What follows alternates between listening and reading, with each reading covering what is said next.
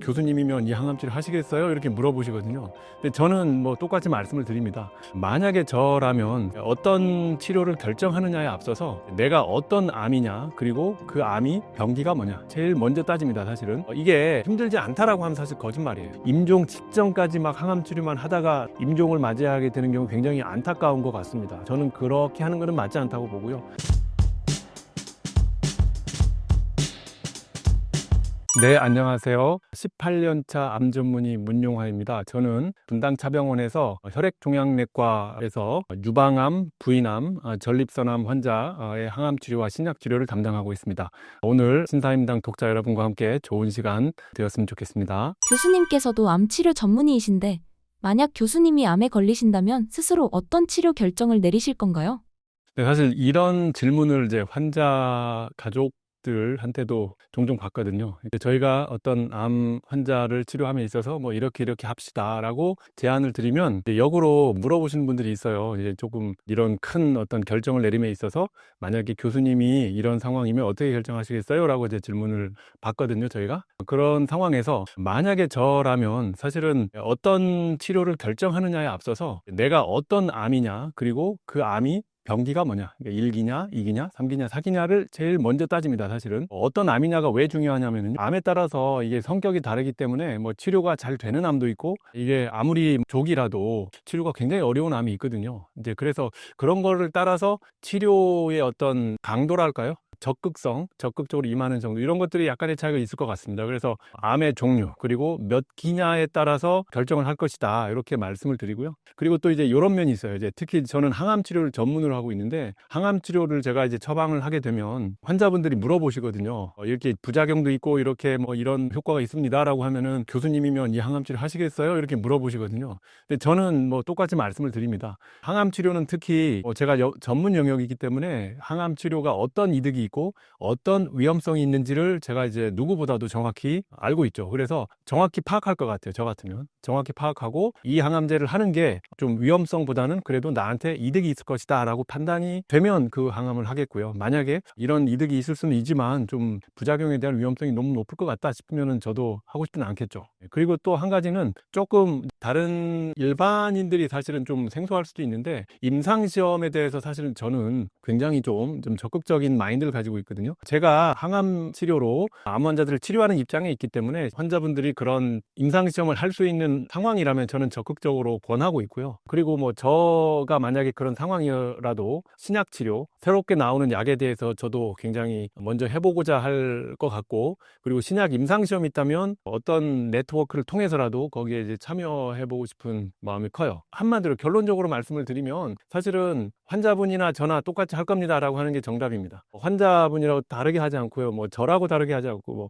또 가령 이런 경우도 제 가족인 경우도 있을 수 있잖아요. 그런 경우도 사실 똑같이 합니다. 뭐 다르다고 생각하실 이유가 전혀 없어요, 사실. 암 치료를 결정할 때 고려하는 핵심적인 기준이나 요소가 무엇인가요? 그 암 치료를 할 때 제일 먼저 생각하는 게 첫 번째 병기거든요. 1기냐, 2기냐, 3기냐, 4기냐에 따라서 치료의 방향이 완전히 바뀌게 되고요. 그리고 이제 어떤 치료가 기수에 따라서 이제 어떤 표준적으로 정해져 있는 게 있을 수 있잖아요. 그게 하나가 있고, 두 번째는 환자의 체력입니다. 이거를 또 좀 전문적인 용어로 수행력, 또는 이제 영어로는 퍼포먼스 스테이터스 이렇게 얘기를 하는데요. 아무리 그 병기가 낫고 수술이든 이런 치료로서 완치가 가능한 어떤 치료법이 확립이 돼 있다 하더라도 그분의 체력이 굉장히 안 좋다면, 또는 체력이라고 우리 내가 좀 포괄적으로 말씀을 드렸지만 어떤 심장 기능이라든지 폐 기능이라든지 이런 장기 기능, 이런 것들이 안 좋으면 수술 자체를 못 하잖아요. 또는 항암 치료를 해야 되는데 그런 기능이 안 좋으면 항암 치료 자체를 못 하잖아요. 그래서 두 번째는 이런 이제 환자의 체력, 이런 게 굉장히 중요하다. 요거 두 가지를 보고 결정을 하는데요. 여기서 중요한 거는 뭐냐 하면 나이는 숫자에 불과하다라는 것입니다. 나이가 많다고 어떤 치료를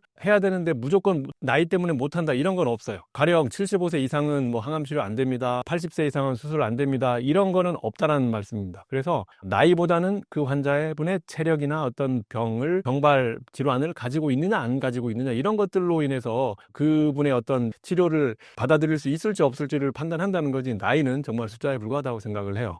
암 수술 받거나 항암 치료를 하면 삶의 질이 너무 많이 떨어지지 않을까요? 네, 이렇게 사실 걱정하시는 분이 많거든요. 그래서 뭐 항암 치료를 뭐 안 하겠다라고 정말로 이렇게 선언을 해버리신다든지 이런 분들이 있는데 정말 안타깝고요. 이 질문에 대해서는 제가 두 가지로 나눠서 답변을 드리겠는데요. 첫 번째 이제 조기암인 경우는 사실은 이제 완치를 목표로 우리가 치료를 들어갑니다. 수술이 가능한 병기일 가능성이 있기 때문에 수술을 하고 그리고 재발 방지를 위해서 추가적인 항암 치료를 하겠죠. 이런 과정을 거치면서 사실은 이게 힘들지 않다라고 하면 사실 거짓말이에요. 수술도 물론 힘들 수 있고요. 그 다음에 항암 치료 자체도 뭔가 부작용이 있을 가능성도 있고 체력적으로 조금 벅찰 가능성도 충분히 있습니다만 사실은 우리가 이 큰 병을 앞에 두고 완치라고 하는 그런 과실을 따먹기 위해서는 어느 정도 거쳐야 되는 과정이고 힘든 걸 참아야 된다. 체력이 조금 떨어져도 또는 삶의 질이 조금 떨어지더라도 참고 견뎌야 된다라는 말씀을 제가 드리고 싶고요. 두 번째는 완전히 다른 카테고리인데요. 전이암의 경우는 약간 다를 수 있어요. 전이암은 뭐냐 하면 암이 원발 장기에서 다른 장기로 이제 넘어간 것을 이제 전이암이라고 하는데요. 사실은 이제 이런 경우에 어떤 약물 치료를 통해서 완치가 되는 경우도 가끔 있기는 합니다만 사실은 쉽지는 않습니다. 그래서 처음부터 잡는 목표 자체가 약간 다르다라고 할 수 있는데요. 이거는 이제 완치라기보다는 생명을 가능한 연장한다라는 개념, 그리고 증상을 완화시킨다라는 개념이 이제 목표가 된다는 것이죠. 그래서 항암 치료를 할 때 뭔가 조금 우리가 생각을 달리 하는 게 있는데요.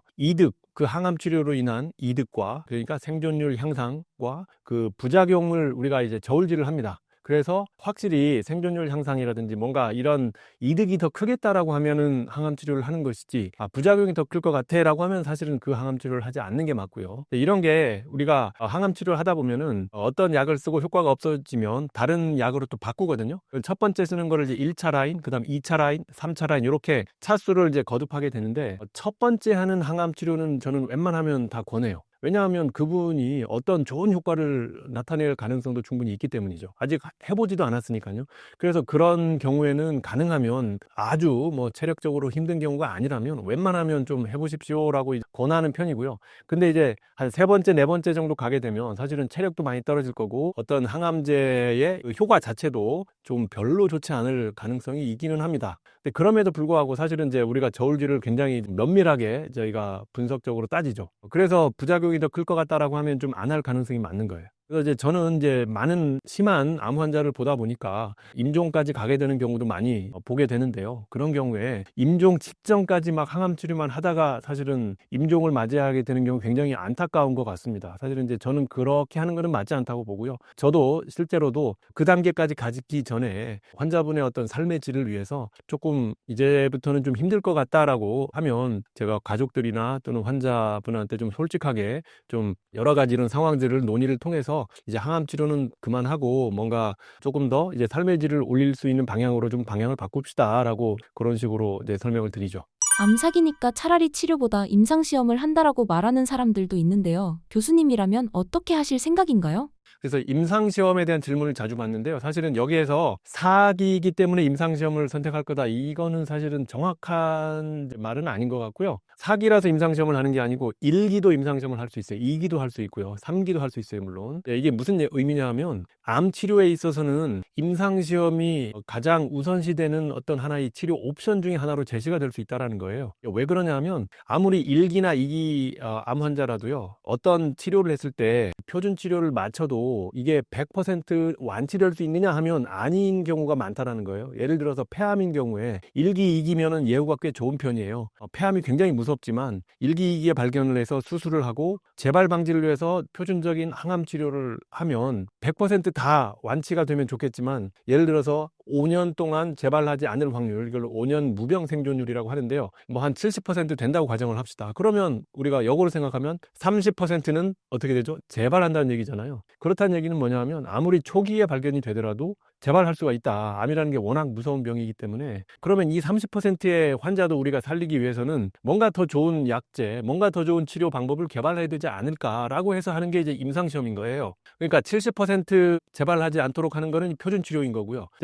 표준 치료가 당연히 투여가 되는 상태에서 플러스 알파로 어떤 신약을 거기다가 추가로 해서 30% 나머지의 환자를 어떻게 해서든 재발하지 않도록 만들자라고 하는 게 이제 임상시험인 거죠. 그러니까 이제 1기, 2기도 해당이 될 수 있다라는 그런 설명이 되는 것입니다. 그래서 우리가 NCCN 가이드라인이라고 하는 게 있는데요. 이거는 전 세계의 암을 치료하는 전문가들이 암 치료의 어떤 그 표준적인 방법, 현재로서 가장 업투데이트한 표준적인 방법을 전문가들이 모여서 회의를 거쳐서 그 치료법을 이렇게 가이드라인을 만들어 놓는 걸 말해요. 그래서 가장 많이 우리가 가이드라인을 보면서 참조해서 이제 치료를 한다라고 말씀을 드리는데, 거기에 뭐라고 돼 있냐면요. 적용이 가능하다면 임상시험 참여를 적극 권장해라 라고 돼 있어요. 이게 사기만 해당되는 게 아니고요. 거의 모든 병기에서 이런 게 다 해당이 됩니다.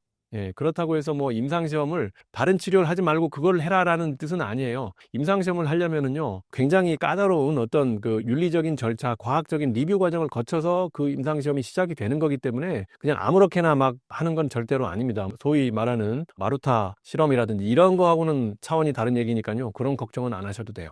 암 예방을 위하여 교수님이 추천하는 검진과 추천하지 않는 검진이 각각 있다면요? 구독자 여러분들이 사실은 국가 6대 암검진에 대해서 아실 텐데요. 이거는 이제 국가에서 전 국민을 대상으로 해서 어떤 일정 나이대에 이르면 우편 발송을 하고 이러한 암검진을 하십시오라고 하는 그런 검진 프로그램입니다. 이거 굉장히 잘 돼 있어요, 우리나라가. 그래서 가장 흔한 6가지 암, 위암, 대장암, 유방암, 자궁경부암, 간암, 폐암. 흔하면서도 빨리 발견하면 예방이 가능하다. 그러니까 조기에 치료가 잘 되는 암이라는 뜻이죠. 근데 이 암들에 대해서는요, 국가에서 정해진 거를 반드시 하자. 오면은 무시하지 말고, 내가 시간이 없다고 이렇게 자꾸 미루다가 까먹기도 하고 그러는데요. 이거는 반드시 내가 해야 되는 통지서가 날라오면 반드시 하자, 이 말씀을 드리고요. 그런데 여기에서 저희가 한 가지 좀 짚고 넘어가야 될 게 있는데, 가령 제가 예를 들어 볼게요.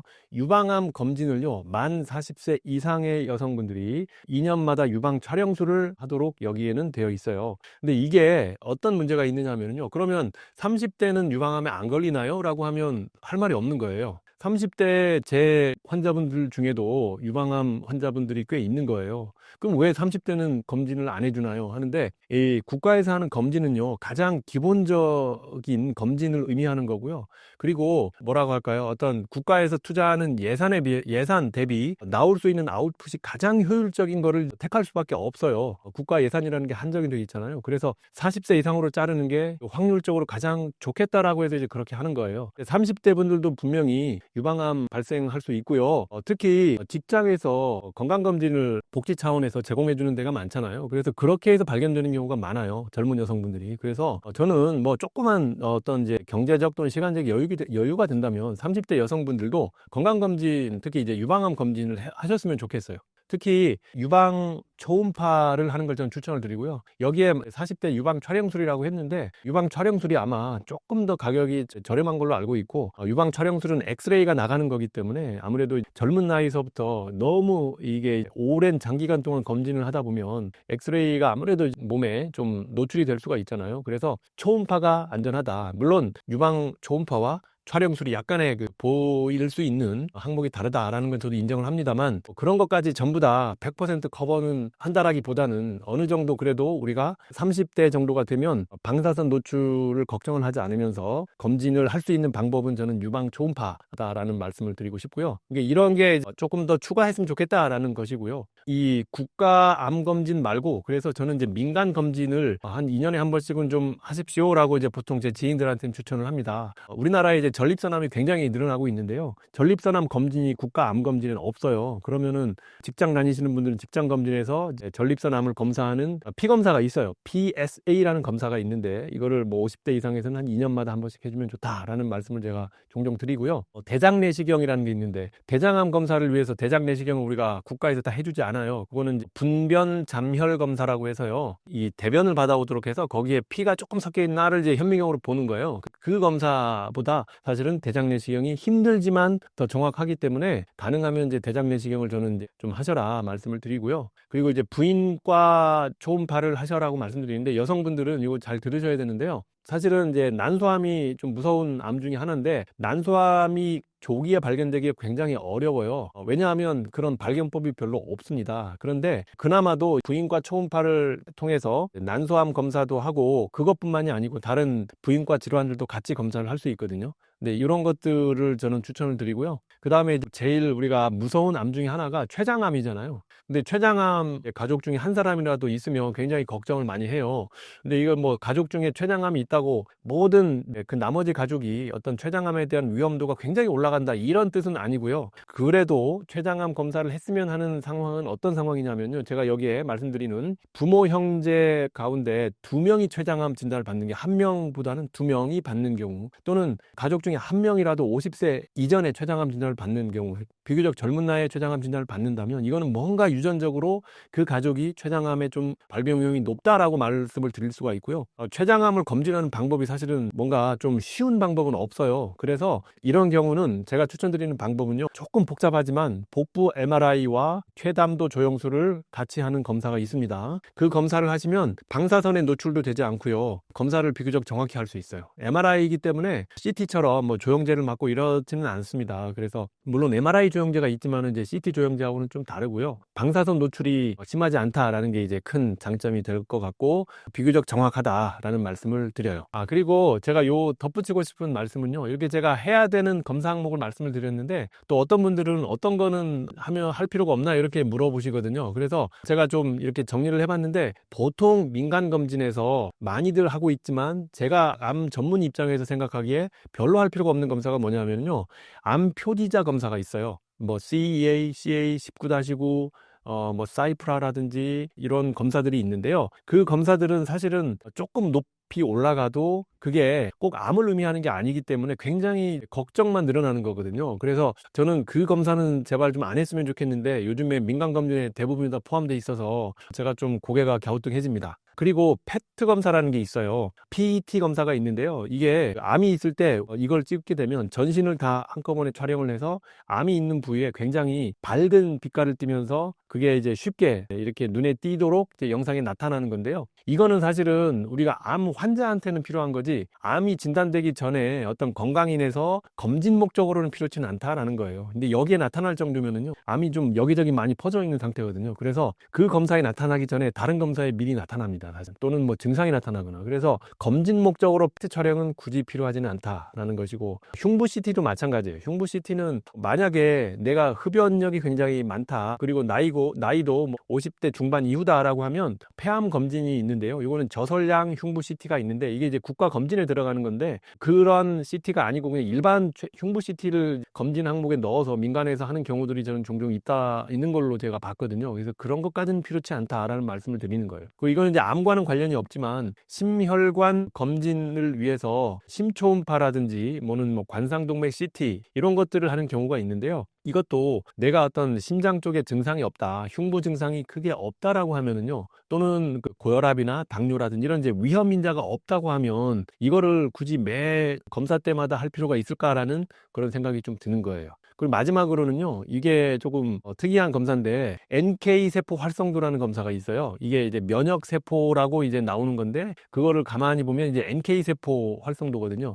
근데 이게 NK 세포가 활성이 떨어졌다면 어떻게 할 것이고 활성이 좋다면 어떻게 할 것인가, 저는 의학을 직접 하는 입장에서 좀 의아하거든요. 그러니까 NK 세포가 높든 낮든 간에 우리가 해줄 수 있는 게 아무것도 없어요. 그래서 이거는 별 필요가 없는 검사가 아닌가라고 저는 생각을 하는 것이죠. 교수님이 꼽는 생활 속 최악의 발암물질은 무엇인가요?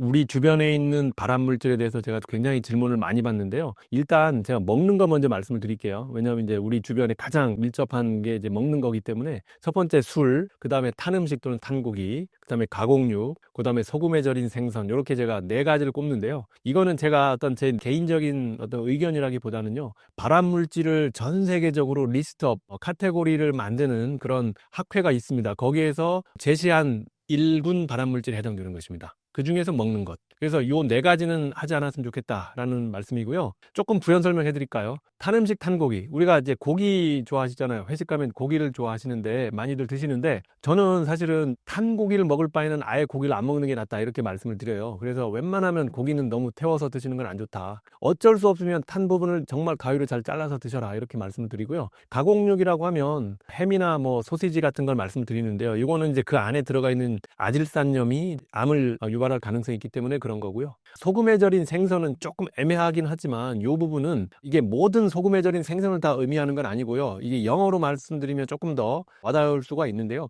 Chinese style salted fish예요. 그러니까 중국의 광둥성이라는 지역에 아주 오래전부터 그 지역에서 이런 고기 또는 생선을 먹는 게 좀 쉽지 않았다 그래요. 특히 생선을. 그래서 광둥성에서는 어떻게 생선을 섭취하느냐? 생선을 소금에 절여놨다가 1년 내내 먹었다고 합니다. 근데 그 지역에 어떤 이제 특색 있는 그런 음식이라 그래요. 토속 음식이라고 하나요? 그래서 그 광둥성에서 그런 음식을 많이 먹는데 뭔가 이제 나중에 역학조사를 해봤더니 광둥성에 무슨 암이 많이 발생하더라 이러는 거예요. 그 지역에서. 특히 뭐 네이조파링스 캔서라고 해서 비인두암 이런 것들이 이제 많이 발생하고 그 외에도 뭐 다른 암들도 많이 발생하더라 하는데 알고 봤더니 그 지역에서 많이 먹는 음식과 관련이 있는 것 아닌가라는 이제 그런 어떤 연구 결과가 있습니다. 그래서 이제 이게 모든 소금에 절인 생선을 다 의미하는 건 아니다라는 말씀을 드려요. 왜냐하면 좀 오해가 있을 수 있어요. 그러면 절대로 뭐 우리가 젓갈 먹으면 안 되는 거 아니냐 이제 이런 얘기를 하실까봐 제가 이렇게 좀 구체적으로 그 지역까지 말씀을 드리는 거예요. 그리고 이제 음식을 말씀드렸으니까요. 생활 속에 우리가 또 조심해야 되는 발암물질이 뭐가 있느냐 하면은요. 요 화면을 보시면 감염과 관련된 것들은 사실은 여러분이 아실 수도 있고 모르실 수도 있는데요. B형, C형 간염, 이 간염 바이러스가 사실은 간암을 일으킬 수 있는 굉장히 강한 발암 물질이에요. 그 다음에 뭐 인간 면역 HIV 바이러스, 그 다음에 인유두종 바이러스, 뭐 HPV, 간흡충이라든지 이제 이러한 어떤 감염병이 그 감염된 장기에 암을 일으킬 수 있다라는 게 이거는 굉장히 과학적으로 어떤 관련성이 잘 증명이 되어 있는 것이고요. 우리가 뭐 조심은 하지만 사실은 조심을 할 수 있는 거에 좀 한계가 있잖아요, 사실은. 그리고 우리가 조심할 수 있는 건 뭐냐? 생활 습관이나 쪽이겠죠. 그래서 오른쪽을 보시면은 첫 번째 흡연은요. 직접 흡연만 나쁜 게 아닙니다. 간접 흡연도 똑같아요. 그러니까 담배 피는 사람 옆에는 가지 마셔라. 두 번째, 아플라톡신이라는 게 있는데요. 아플라톡신은 뭐냐 하면요. 곰팡이입니다. 곰팡이. 그래서 여러분 간혹 가다가 우리가 뭐 과일을 사서 오래 좀 안 먹고 놔뒀더니만은 곰팡이가 좀 피는 경우가 있잖아요. 근데 과일에 곰팡이가 어느 한쪽만 피었어요. 그러면 좀 아까우니까 이걸 좀 잘라가지고 나머지를 먹는다든지 하는 경우가 가끔 있을 수 있잖아요. 아까우니까. 그거는 절대로 안 좋습니다. 사실은 아플라톡신이 나올 수가 있기 때문에 발암물질이다. 강한 발암물질이다. 조심하셔야 되고요. 그 다음에 이제 사람들이 이거 지금 많이 인식이 약화됐는데 미세먼지. 이거 굉장히 강한 발암물질이에요. 그룹 1 발암물질입니다. 그래서 야외 활동하실 때 반드시 마스크 끼시는 게 좋고요. 여러분 건강해지려고 한강변에서 러닝 많이 하시잖아요. 근데 미세먼지를 마시면서 러닝 하시면 전혀 효과가 없습니다. 전혀 의미가 없어요. 그러니까 그런 거를 잘 확인하셔야 되고요. 물론 미세먼지가 없는 날 러닝 하시면 좋겠지만은 미세먼지가 있는데도 운동을 꼭 야외 활동하고 싶다. 그러면 마스크는 반드시 하시는 게 좋습니다. 그것도 KF94 이상의 마스크가 좋아요. 덴탈 마스크라고 해서 이렇게 구멍이 숭숭 나 있는 거 이런 거는 사실은 전혀 의미가 없다. 저희가 사실은 코비드-19 팬데믹을 거치면서 그 전에는 미세먼지를 굉장히 우리가 이제 경각심을 가지고 사실은 마스크도 많이 잘 끼고 막 했었는데 코비드-19 팬데믹을 거치면서 바이러스가 아니면 마스크 안 껴도 된다라고 사람들이 완전히 이제 생각이 바뀐 것 같아요. 그래서 요즘에 보면은요 마스크 낀 사람 별로 못 봐요. 근데 사실은 안 그렇다. 여러분 코비드-19 바이러스보다 미세먼지가 더 무섭습니다. 여러분 그거 꼭 명심하시고 야외 활동하실 때 반드시 마스크 끼시기를 바라겠고요. 두 번째 그룹 1을 추가해서 말씀을 드리자면 이 화면에 보시면은 다른 것들보다도 제가 빨간색을 좀 강조해서 말씀을 드리고 싶은데요. 디젤 엔진의 배기가스가 그룹 1 발암물질이에요. 그래서 가능하면 그런 옆에 가지 않는 게 좋겠고요. 그 다음에 방사선 영역에 여러 가지 종류들이 있는데요. 그 중에서 저희가 피할 수 있는 게 뭐냐? 태양 자외선이 자외선. 여러분 많이 아시겠지만은 자외선을 많이 받으면 사실 피부암 생길 수 있다라는 건 너무나 강력한 발암 물질이고 이런 거는 과학적으로 굉장히 밀접한 연관관계 있음이 밝혀졌습니다. 그래서 밖에 나가실 때 선블록 반드시 잘 바르시는 걸 추천을 드립니다. 반드시 바르셔야 됩니다. 그리고 뭐 여러 가지 화학물질이 있는데요. 사실은 이 화학물질은 저희가 쉽게 접하는 것도 아니고 하기 때문에 참고로만 알아두시면 되겠습니다. 그리고 1등급 그룹 1보다는 조금 낮지만 EA와 EB가 있는데요. 특히 이제 EA 쪽을 제가 말씀을 드릴게요. 조금 강도는 낮지만 이거는 여러분들이 꼭 아셨으면 하는 게 고온에서 튀김할 때 나오는 연기를 조심하셔야 됩니다. 아까 이제 고기를 구울 때 탄 고기가 안 좋다고 했잖아요. 근데 이제 그 고기를 구울 때 발생하는 연기도 좋지 않습니다. 왜 그러냐 하면은요. 발암 물질이 그 안에 포함이 되어 있을 수 있는데 제가 구체적으로 말씀을 드리자면 아크롤레인, HCA, 포름알데하이드, 아크릴아마이드 이런 것들이 그 연기 안에 그대로 포함이 되어 있기 때문에 여러분 그거 반드시 명심하셔야 되고요. 그 다음에 이거 여러분이 잘 모르실 수도 있는데 뜨거운 음료수 조심하자. 온도를 말씀을 드리면 65도 정도를 그 기준으로 말씀을 드립니다. 여러분 뭐 물론 이제 아이스 아메리카노 많이 좋아하시겠지만은 뜨거운 아메리카노도 드시잖아요. 근데 그거를 막 뜨겁게 드시면 어떻습니까? 이게 입안 다 까지잖아요. 목 넘어가면서 식도도 막 데일 수 있고요. 이런 게 그냥 한번 따끔하고 마는 게 아니에요, 여러분. 이게 쌓이고 쌓이면은요, 암세포화 될 수 있는 거예요. 그러니까 여러분 절대로 뜨거운 음식 막 드시지 마시고요. 잘 식혀서 드시면 좋을 것 같습니다. 발암물질이라고 정하는 구체적인 기준이 무엇인가요? 기준이 전 세계적으로 명확히 있고요. WHO는 뭔지 다 아시잖아요. WHO 기관에서 IARC라고 하는 국제암연구소라는 이제 그 산하 기관이 있습니다. 그 기관에서 발암 요인 등급 평가 기준을 만들었어요. 그 기준에 따르면 1군은요, 그룹 1을 말합니다. 1군은 인간에게 암을 유발하는 것이 확실하다라는 거예요. 아까 제가 1군에 대한 예시를 몇 개 말씀드렸잖아요. 그러니까 확실하니까 이건 당연히 확실히 피해야 되겠죠. 그 다음에 두 번째는 2군 중에서 2A군인데요. 이거는 인간에게 암을 유발할 가능성이 개연성이 높다라는 거예요. 개연성. 영어로 말하면 probably carcinogenic이에요. probably carcinogenic. 그 다음에 조금 단계가 낮은 게 2B군인데요. 2군 중에서 2B군은 인간에게 암을 일으킬 가능성이 있다. 영어로 말하면 possibly carcinogenic이에요. 그래서 우리말로 조금 더 구분을 해드리면 2A는 개연성이고요. 2B군은 가능성이에요. 이게 이 말이 이제 국어적으로 약간 이제 헷갈릴 수도 있는데요. 개연성이라는 게 가능성보다는 조금 더 확률적으로 높다. 이렇게 아시면 됩니다. 그 다음에 조금 더 낮은 게 3군인데요. 3군은 잘 모르는 거예요. 이게 암을 일으킬지 안 일으킬지 모른다. 그렇지만 등급에서 완전히 제외하진 않기 때문에 3군도 아직 모르기 때문에 약간 조심하셔야 되겠죠. 그 다음에 4군은 뭐냐? 인간에게 암을 일으키지 않을 가능성이 아주 높다라는 거예요. 그러니까 4군은 비교적 안전하다 이렇게 생각을 하시면 돼요. 이런 발암물질에 노출이 되면 어떻게 암이 발병하는 건가요?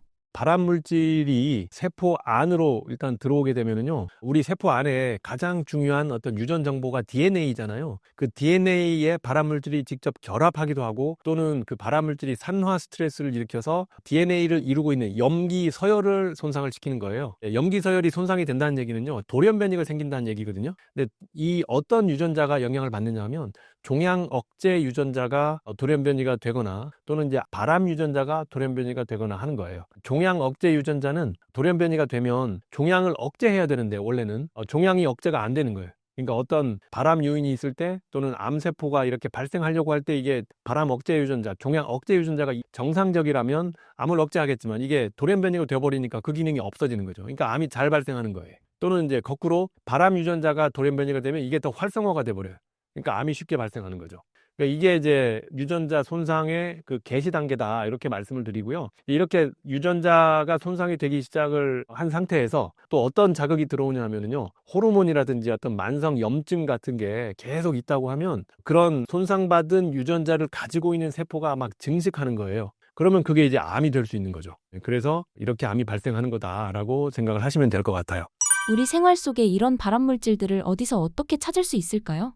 제가 여러 가지 발암물질들을 말씀을 드렸는데 여러분들이 제가 말씀드리지 않은 것도 궁금해서 찾아보실 수가 있잖아요. 그래서 원본은 여기서 보실 수 있어요. 구글 검색을 하시면 IARC 칼시노젠 이렇게 치시면 되긴 하는데요. 찾기가 좀 어려우시면 제가 암정복 쌤 블로그를 운영하고 있는데요. 요 블로그 링크 여기 나가는데 요 링크에 클릭해서 들어가셔가지고요. 요 밑에 다운로드라고 제가 써놓은 게 있는데 Agent Classified by IARC 모노그래프에서 요 다운로드 할 수 있는 파일을 제가 올려놨거든요. 그래서 요걸 다운로드 받으시면 그 원본을 다운로드 받아서 여러분이 궁금한 물질이나 또는 음식이나 어떤 생활 환경을 다 찾아보실 수가 있어요. 발암물질에 노출해서 완전히 피할 수는 없는 상황인데 그래도 최대한 발암물질을 피하려면 어떻게 하면 좋을까요? 네, 맞습니다. 뭐 발암물질 다 피하려면 사실은 뭐 거의 생활을 하지 말아라. 그냥 집안에만 있어라. 이런 얘기인데요. 아무것도 먹지 말고 집안에만 있어라는데 사실 불가능하잖아요. 그래서 제가 몇 가지 팁을 좀 드리면 일단 이제 흡연이 그룹 A, 그룹 1 발암물질이라고 했는데요. 흡연이 안 좋은 건 다 아시잖아요. 그래서 아까도 강조드렸지만 내가 담배를 안 피우는 것뿐만이 아니고요. 다른 사람 담배 피우는 사람 옆에도 가지 말아라. 간접흡연 주의하라 라는 말씀이고요. 그 다음에 구운 음식 우리가 가능하면 안 먹으면 좋겠지만 음식이 꼭 먹고 싶다라고 하면 탄 부분은 가급적이면 제거해라 라는 것이고요. 또 그렇지 않다면 더 좋은 거는 저온 요리를 하는 게 좋습니다. 저온 요리. 너무 탈 정도로 고온 요리 하지 말고 저온 요리를 하셔라. 그 다음에 가공육이 안 좋다고 말씀을 드렸죠. 근데 우리 주변에 사실은 가공육도 굉장히 많이 음식 재료로 많이 있습니다. 근데 가공육을 오늘부터 절대 안 먹겠어 하면 아마 여러 가지 제한이 굉장히 많으실 거예요. 그래서 안 먹으면 좋겠지만 만약에 드시더라도 가능한 섭취 횟수를 줄여라 라는 말씀을 드려요. 뭐 예를 들어서 2주에 한 번 정도만 내가 허용을 하겠다라든지 자기만의 기준을 만드십시오.